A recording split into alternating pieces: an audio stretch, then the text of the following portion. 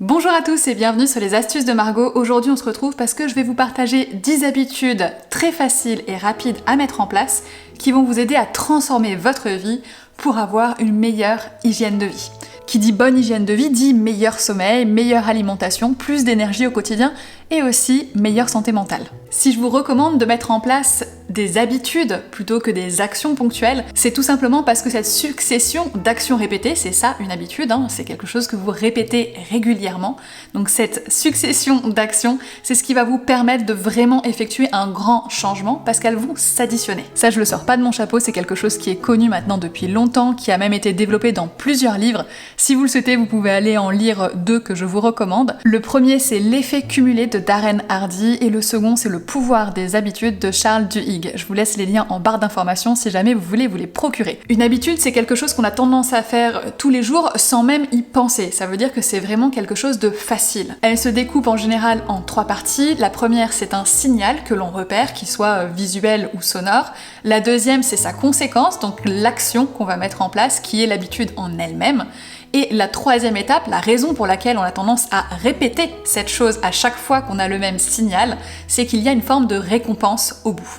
Du coup, pour chacun des points que je vais mentionner dans cette vidéo, à chaque fois, je vais vous expliquer ce que c'est, pourquoi je vous le propose et comment le mettre en place. Aujourd'hui, je vous propose 10 premières habitudes. J'aurais très bien pu vous en proposer d'autres à la place, il y en a des dizaines. Seulement, ce sont celles qui me paraissent être les plus pertinentes pour la vidéo, c'est-à-dire les plus efficaces, celles qui vous demanderont le moins d'efforts possible, avec un maximum de résultats. Première étape, le réveil. Je vous recommande de vous réveiller tous les jours à la même heure, ou presque, et de préférence un peu plus tôt que d'habitude.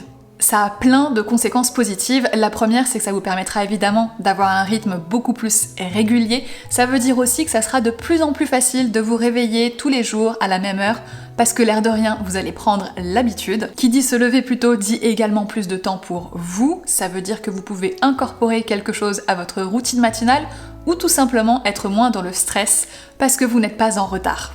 Évidemment, si vous arrivez à maintenir le rythme le week-end, ça vous permettra aussi, en vous réveillant plus tôt que d'habitude, plutôt que de dormir jusqu'à 10h du matin, voire plus, en fonction des personnes. Il y en a peut-être qui se disent 10h, c'est vraiment rien du tout, Margot. Si vous avez l'habitude de vous réveiller beaucoup plus tard le week-end, en vous réveillant beaucoup plus tôt, il n'y a pas besoin d'être un génie, vous avez plus de temps pour vous le week-end. Voilà. Et plus de temps pour vous le week-end, ça veut dire éventuellement voir vos amis, voir votre famille, vous atteler à un projet personnel que vous n'avez jamais le temps de développer autrement. Bref, vous allez soudainement trouver du temps. Et le temps, c'est pas forcément de l'argent, mais c'est précieux. C'est bien beau, mais comment est-ce qu'on met tout ça en place? La première étape, c'est de réussir à ne pas se rendormir quand le réveil sonne. Pour ça, vous pouvez soit l'éloigner et éviter de retourner vous coucher quand vous avez réussi à vous lever pour éteindre votre sonnerie, ou alors, si vous avez une montre connectée, vous pouvez aussi probablement lui demander de vibrer. Personnellement, c'est comme ça que je me réveille depuis plusieurs semaines maintenant, depuis le nouvel an d'ailleurs. J'ai vraiment pris ma bonne habitude pile à la rentrée. Et vraiment, ça a révolutionné mon matin. Je ne suis pas réveillée en sursaut par un bruit. Je suis juste réveillée par la vibration sur mon poignet. Vous avez plein d'autres réveils high-tech qui ne font pas forcément appel au son. Par exemple, vous avez des réveils lumineux qui vont venir simuler l'aube, donc ça permet de se réveiller en douceur. Et vous avez aussi des réveils maintenant qui font appel à la sphère olfactive, donc qui vont diffuser des parfums, des senteurs autour de vous, genre tartines grillées, café chaud. Dans la pratique, je vous recommande de commencer par mettre votre réveil 15 minutes plus tôt.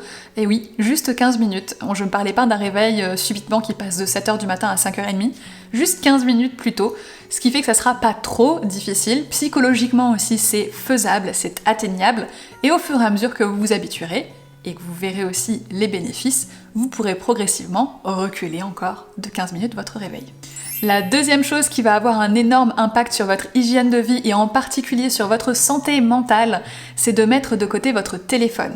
Je vous propose de ne pas toucher à votre téléphone dans les 30 minutes qui suivent votre réveil le matin et dans les 30 minutes qui précèdent votre coucher le soir. L'avantage, c'est que vous ne risquez pas de perdre ces 15 minutes que vous venez juste de gagner à l'étape numéro 1. Vous allez aussi vous éviter de vous exposer à des nouvelles négatives ou stressantes dès votre réveil ou juste avant de vous coucher, ce qui perturberait votre sommeil. Ça va aussi vous éviter de scroller pendant des heures et des heures, vous retrouver en retard le matin ou vous coucher à pas d'heure le soir et être fatigué le lendemain. Mais surtout, ça va vous permettre de vous libérer du temps de qualité à passer avec vous-même. Et j'insiste sur le temps de qualité.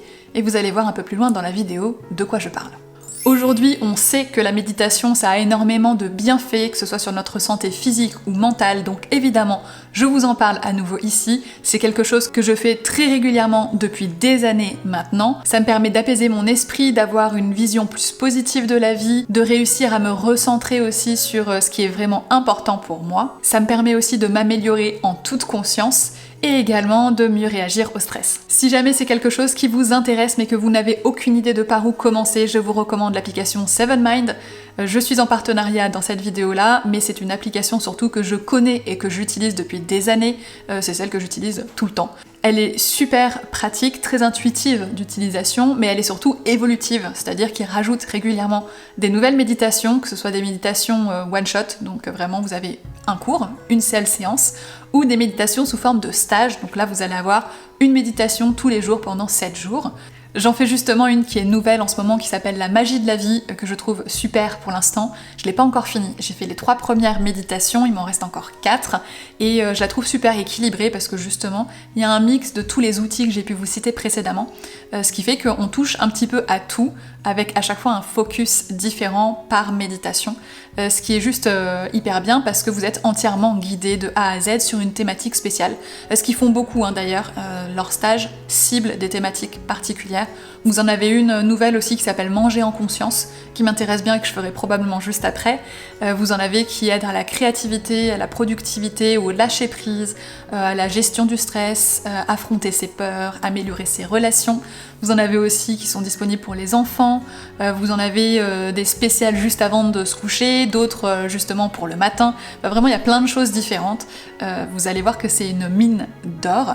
Si jamais c'est quelque chose qui vous intéresse, sachez que le stage d'initiation à la méditation est gratuit et accessible à tous, donc vous pouvez y aller et tester. Et si jamais ça vous plaît ou que vous voulez pouvoir voir le reste des contenus justement plus spécifiques et à thème, vous avez moins 30% sur l'abonnement annuel avec le code Margot7, puisque cette vidéo est en partenariat avec 7Mind. Dans la pratique, c'est vraiment très simple. Trouvez-vous un endroit où vous pouvez vous asseoir et être à peu près tranquille, plutôt assis qu'allongé pour éviter de vous endormir, et commencez par y consacrer 5 minutes, puis 7, puis 8, puis 10 au fur et à mesure du temps. Je vous recommande d'ailleurs de l'inclure soit dans votre routine du matin, là où vous avez 30 minutes sans téléphone, soit dans celle du soir, qui précède le coucher, 30 minutes sans téléphone également. Je vous avais dit qu'on allait trouver des trucs à mettre à la place. 4e habitude à mettre en place, ranger régulièrement. C'est quelque chose qui est assez facile à comprendre. Plus votre environnement sera rangé et propre, et plus ça sera facile pour vous en fait de vous concentrer sur l'essentiel. Il y a tout simplement moins de distractions visuelles dans votre champ de vision. C'était assez répétitif comme terme. Vous pourrez également trouver beaucoup plus facilement vos affaires et ce qui est important pour vous. Dans la pratique, par contre, ça peut être plus compliqué, quand vraiment on n'a pas le moral, ça peut être quelque chose qui peut sembler insurmontable, surtout si ça s'est accumulé avec le temps. Petite astuce pour réussir à surmonter cette espèce de paralysie face à la quantité de choses à ranger, lancez tout simplement un chronomètre, un décompte de 10 minutes. En 10 minutes, vous allez ranger et nettoyer un maximum de choses dans une zone dédiée. L'avantage, c'est que vous n'avez que 10 minutes à y passer. Ça va vite, c'est relativement facile. La conséquence positive directe, c'est que vous aurez au moins un endroit qui sera bien rangé. Commencez dans ce cas-là par quelque chose de visuellement impactant, comme par exemple faire son lit, ramasser une pile de vêtements qui est tombée par terre, puisque la deuxième conséquence, c'est que vous serez fier de vous à chaque fois que vous verrez le changement que vous avez réussi à faire en seulement 10 minutes. Et cette fierté-là, elle va vous permettre de réussir à vous y remettre plus facilement une deuxième fois le lendemain, et donc de créer une habitude. Quelque chose d'essentiel quand on parle de bonne hygiène de vie et donc pour votre bon fonctionnement physique, pensez à boire suffisamment d'eau. Ça veut dire au moins 2 litres d'eau par jour, plus si vous faites des activités sportives, ou plus si jamais il fait très chaud. L'eau, c'est la vie, mais c'est aussi une des clés qui va vous permettre d'éviter un certain nombre de désagréments, comme par exemple des migraines, de la fatigue, un manque de concentration. Ça va aussi vous aider à avoir une peau plus nette, vous permettre de mieux digérer, d'avoir le blanc de l'œil plus blanc et tout un tas d'autres bonnes choses. Je m'arrête là parce que la liste est vraiment trop longue. Pour réussir à boire vos 2 litres d'eau, je vous recommande tout simplement de varier les plaisirs dans un premier temps, donc boire de l'eau, mais boire aussi éventuellement du thé, des tisanes, de l'eau citronnée, de l'eau chaude, de l'eau froide, bref, faire un maximum de variations pour éviter de vous lasser. Deuxième étape très importante, en introduction je vous ai dit qu'une habitude commence par un signal. Là le signal il est extrêmement important dans le cadre de l'eau parce que c'est pas quelque chose que vous allez faire en une seule fois pour toute la journée, c'est quelque chose que vous devez répéter tout au long de votre journée pour réussir à boire suffisamment. Donc on essaie de toujours avoir une gourde avec soi, bien en évidence, parce qu'en la voyant vous penserez à boire. 6e chose extrêmement importante à mon sens et qu'on a tendance beaucoup trop à négliger et en particulier dans nos sociétés, c'est le journaling. Si vous ne connaissez pas ce terme, vous connaissez probablement par contre ce que ça cache. Le journaling, c'est tout simplement le fait d'écrire tous les jours pendant un certain laps de temps ou un certain nombre de pages. Ça a énormément de bienfaits, ça permet tout simplement de pouvoir s'exprimer sans aucun jugement, vous allez pouvoir déverser toutes vos idées, vos frustrations, votre gratitude sur papier à un endroit où personne ne viendra vous juger puisque personne ne viendra jamais relire ce qu'il y a d'écrit. En vous exprimant, ça vous permet forcément de relâcher aussi un certain nombre de tensions, de frustrations, de colère, de jalousie peut-être, donc des sentiments négatifs qui ne pourraient pas s'exprimer autrement. Mais ça vous permettra aussi d'apprendre à mieux vous connaître parce qu'en vous fixant par exemple l'objectif d'écrire 3 pages tous les matins au réveil, vous allez vous rendre compte que remplir 3 pages c'est pas forcément si simple que ça et qu'au bout de la première page de banalité, vous allez vous mettre à écrire des choses de plus en plus profondes qui vont surgir un petit peu comme par magie et vous allez vous rendre compte de choses que vous n'aviez jamais conscientisées avant de les mettre sur papier. C'est assez magique, c'est assez impressionnant aussi comme phénomène. Si jamais ça vous est déjà arrivé, vous voyez déjà de quoi je parle. Ça n'a rien de surnaturel comme phénomène, c'est quelque chose qui est connu, mais néanmoins quand on l'expérimente, ça fait un petit peu bizarre, on va pas se mentir. Dans la pratique, c'est très simple, il vous suffit d'avoir un carnet ou des feuilles et un stylo. Ici, c'est le carnet L'Organisé en couleur nuage qui est disponible sur laboutiquedemargot.fr. Ensuite, vous vous fixez un certain laps de temps ou un certain nombre de pages. Commencez par 5 minutes de journaling, ça sera bien suffisant.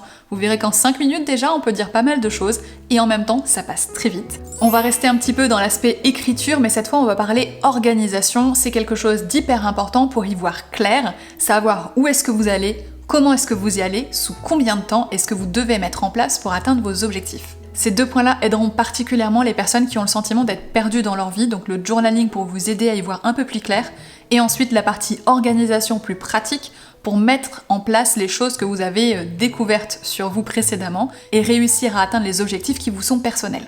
Dans la pratique, c'est également assez simple, il vous suffit d'un carnet et d'un stylo ou de votre application notes préférée. Là, le carnet que je vous montre, c'est l'agenda perpétuel, c'est celui que je propose à toutes les personnes qui ne veulent pas s'embêter à avoir à mettre en place la structure, puisqu'il est déjà entièrement préstructuré. Au tout début du carnet, vous avez 4 visions trimestrielles pour avoir une vision d'ensemble de votre année, et ensuite, vous avez évidemment 12 visions mensuelles, suivies chacune de 5 visions hebdomadaires, ce qui vous permet de tout bien répartir au fur et à mesure et de vous organiser facilement et rapidement. L'avantage, c'est que vous ne commencerez plus jamais une seule journée sans savoir ce que vous avez à faire d'urgent et d'important ce jour-là. Pour avoir une meilleure hygiène de vie, c'est important de bouger. Depuis qu'on a eu les confinements successifs, je pense que vous êtes très nombreuses et nombreux à avoir remarqué une baisse d'activité physique. Nous, c'est un constat qu'on a fait de notre côté très rapidement. Beaucoup moins de marche, beaucoup moins de sport, et donc de bonnes habitudes à remettre en place. En bougeant, vous allez par exemple limiter tout ce qui est douleur posturale, donc mal de dos, mal au cervical, les épaules raides, etc. Mais vous allez aussi venir vous oxygéner un peu plus, surtout si vous pratiquez en extérieur. Encore une fois, je vous ai dit que ça serait simple et facile à mettre en place, donc je ne suis pas en train de vous dire d'aller faire du sport 3 fois par semaine. Je vous recommande tout simplement de vous lever régulièrement, de vous activer un petit peu physiquement dans la journée, donc d'aller marcher 5 minutes par exemple pendant votre pause déjeuner, plutôt que de rester assis. De bouger vos bras et vos jambes histoire d'augmenter un petit peu votre rythme cardiaque, de vous étirer un petit peu au réveil, ou tout simplement de marcher plus. Dans la pratique, vous l'avez compris, l'objectif c'est de bouger un petit peu plus. Que ce soit sur téléphone ou sur papier, je vous propose de lire plus souvent. Je penche quand même en faveur pour la version papier qui a l'avantage de ne pas générer de lumière bleue. Lire, ça permet de s'évader, d'exercer son imaginaire, mais aussi d'apprendre, de développer des nouveaux outils. Que vous décidiez de lire un roman d'aventure ou un livre sur une thématique spécifique, je vous recommande, quoi qu'il en soit, de commencer gentiment, c'est-à-dire soit de vous fixer un temps donné, 10 minutes de lecture par exemple, soit de vous fixer un nombre de pages donné, 10 pages par exemple. Vous n'avez pas besoin de lire beaucoup, vous avez besoin de lire régulièrement, et en lisant régulièrement, vous finirez par lire beaucoup.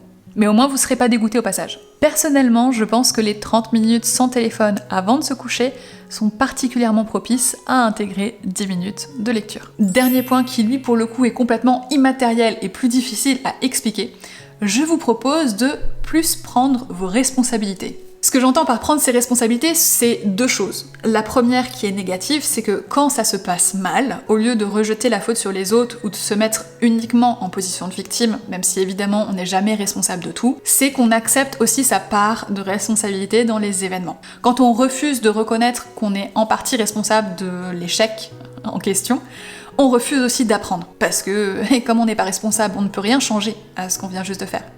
Alors que si on accepte qu'on avait une part de responsabilité, c'est qu'on aurait pu faire mieux, on aurait pu faire différemment. Et en faisant différemment la prochaine fois, vous améliorerez la situation et le résultat général. Le deuxième aspect de prendre ses responsabilités qui lui est positif, c'est que du coup, quand ça fonctionne,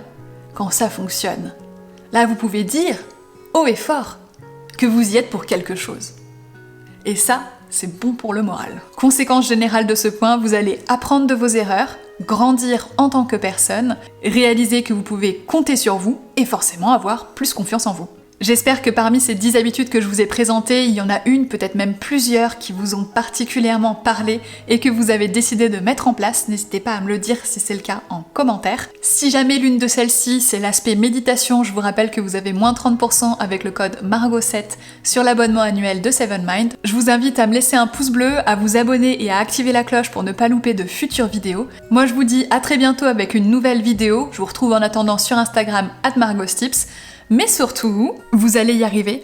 Pensez à intégrer de petites choses progressivement. À force de vous habituer, vous pourrez aller augmenter soit la durée, soit l'objectif global. Et n'oubliez pas, les habitudes, ce sont des petites actions faites régulièrement qui, additionnées, font de grands changements.